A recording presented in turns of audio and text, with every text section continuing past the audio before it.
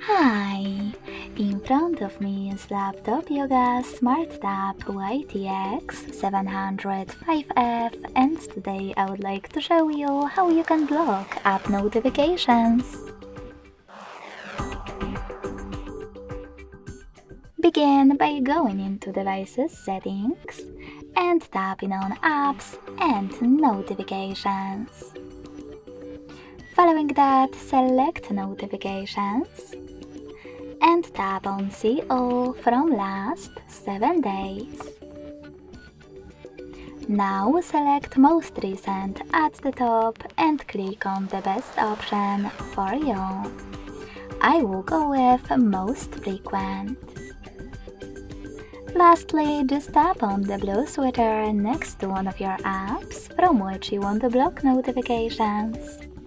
You can switch them back on by choosing the same, now gray sweater.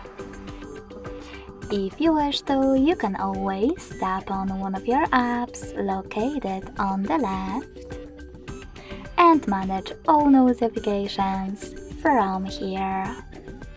Thanks so much for watching. If you enjoyed this video, don't forget to leave a like, comment and subscribe. Bye!